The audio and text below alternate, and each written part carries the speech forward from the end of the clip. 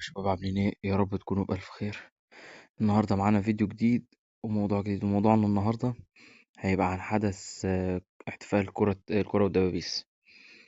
الحدث ده أنا عارف إن اتأخرت جدا عليكم من ناحية الشرح ومن ناحية الاستفادة الكبرى من الحدث، وإيه إزاي أقدر أتعامل عشان أقدر أجيب مثلا كمية من التوكن الخاصة بالحدث عشان أقدر أبدله بجوائز مفيدة، وإيه الجوائز اللي أختارها.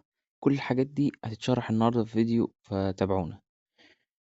دلوقتي بالنسبة للأول، إزاي نقدر نحصل عملات الكرة والدبابيس.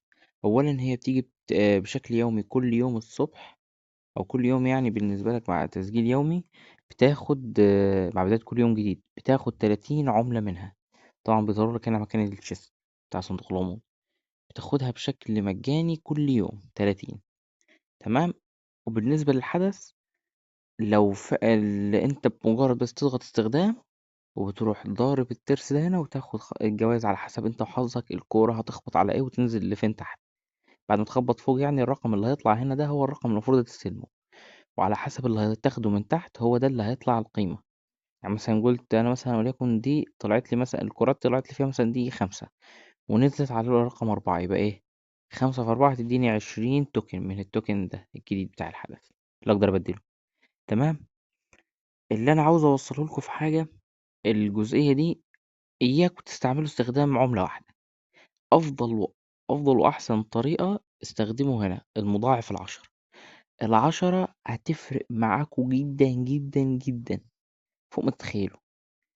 لأن مثلا افترض انت دلوقتي ضربت وليكن الرقم اللي طلع معاك 20 أو 30 مثلا، وجيت في 4، فيعمل لك قيمة ال30 مثلا دي في 4 هيطلع لك 120 من 10 توجه. انت فاهمني؟ اللي هو يعني صباح الضحك حرفيا، تبقى الموضوع عظمة. يعني انت بتاخدهم كلهم في مرة واحدة.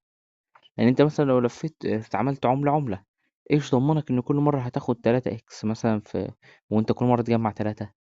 فاهم ازاي؟ فال10 اكس مفيدة جدا، وتوفر عليك اكتر وبتديك جوائز اكتر. تمام. كده احنا شرحنا موضوع ان احنا ازاي نستفيد بالتوكن باكبر قدر وازاي نحصل اصلا عليها. تمام. نيجي وقت على جزئية الجوائز. بالنسبة لموضوع الجوائز، التوكن الخاص بالحدث اللي هو بتاع شعار الكرة والدبابيس، في جوائز كتير جدا هنا قيمة.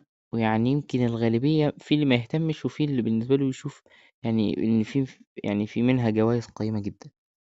طبعا انا عن نفسي بالنسبة لقلعتي والمستوى الحالي او الفكر اللي عندي دلوقتي من ناحية التطوير، انا محتاج العرف القرمزي، واي حد مهما كان حتى لو دلوقتي مش معاه الامكانية يفتح معدات البطل، اللي طبعا هيتشرح لهم، وهيتشرح كل حاجة عن المعدات بشكل تفصيلي في فيديو كده ان شاء الله قريب. بالنسبة اولا بس للعرف القرمزي، يعني ايا كان حد على الاقل لو واحد فيكم قدر يجمع له يشتريه، هو اول حاجة واهم حاجة. انا اشتريت طبعا منه وطورت وعملت معدات بطل غير شائع، فدي حاجة ممتازة.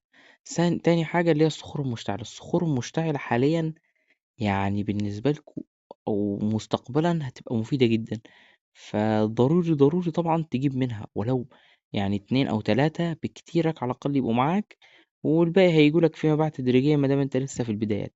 لكن لو انت شخص مطور ومعدتك فل أسطوري، ومثلا أو مش فل أسطوري، معدتك بشكل عام خلاص هتدخلها الأسطوري وبعدين هتتطور على الخرافي، فهتحتاج فعلا تجيب صخور مشتعلة بعدد كبير جدا، وانت مش لاقي حاجة تاني. تمام. بالنسبة لفيفة النجوم اللي خاصة بتحصين القلعة، معاك اهي هنا يا باشا موجودة، حبيت تشتري منها هتفيدك، وهيفيدك لو انت مثلا عندك أشكال قلاع تانية محتاج لها تحصين قلعة. فلفيفة النجوم مفيدة. والمجلد العتيق بالنسبة للناس اللي بتفتح جنود الدرجة الرابعة، واللي بيفتحوا في تطوير المعدات وما إليه في الأبحاث، معاك المجلد العتيق مفيد جدا. بس ده هيفيد الناس اللي بيحاولوا وقت حاليا يفتحوا التي 4. تمام. وبرضه اللي بيفتحوا التي 5 نفس الكلام. بالنسبة لعناصر تحسين هجوم الجيش 70%، دي بقى لو انت من النوع اللي هو محتاجها في الحروب وضرورية، او حتى لو مش محتاجها وقت حاليا في الحروب، ممكن تجيبها بشكل جانبي، تجيب مثلا واحدة منها وتخليها بشكل جانبي في حسابك مستقبلا. تمام. وبالنسبة لفرشة الآثار ال25 اكس، دي فايدتها زي فايدة اللي هي العملات الأثرية. بس العملات الأثرية بتفتح علبة علشان تطلع الشيء العشوائي أو القيمة العشوائية اللي هتاخدها. أما يعني أهو بالنسبة لكم مثلا العملات الأثرية هي دي، أقدر أفتح العلبة دي، والعلبة دي طبعا دي بتطلع لي حاجات بشكل عشوائي بما فيها الآثار بمختلفها. وممكن عادي تديني بشكل طبيعي، تديني الحاجات الجانبية زي المجلدات وزي أهي الفرشة. الفرشة بقى فايدتها إيه؟ إن أنت تقدر تدخل على أي معدة زي كده وتعمل لها تحسين، والتحسين ده بيزود من القدرات أو التعزيزات اللي هتاخدها من الآثار دي، وتستفاد عليها أكتر. فلو مهتم آثار هتفيدك معاك الفرشة. هي طبعا والسجلات الاستثنائية. الحجر النجمي ده بالنسبة للمعدات اللي وصلت خرافي بتقدر تعمل لها ترقية.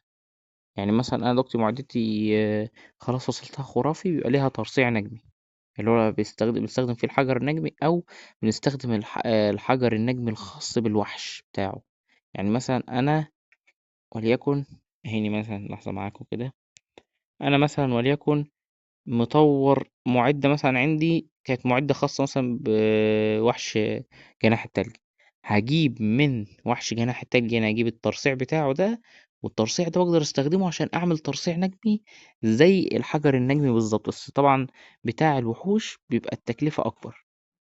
الحجر بتاع وحش جناح التلج مثلا هيكلفني هو اي وحش تاني غيره من ناحية الترصيع، يختلف عن طبعا الحجر النجمي، لأن ترصيع الحجر النجمي نادر نوعًا ما، فتكلفته أقل.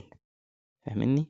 طبعًا بالنسبة ل3000 دول اللي قدامكم دي أبطال الشحن فئة $11,000 وما غير. بس طبعًا ده في حال لو يعني اللي مهتم يبقى عاوز يجيبهم أو لأ. بس نصيحة مني ما تركزوش فيهم، لإن ممكن في الآخر تصرفوا كمية على العلب دي كلها وفي الآخر ما تاخدش ولا حاجة. يعني أنا باقولها كده. تمام؟ إيه تاني؟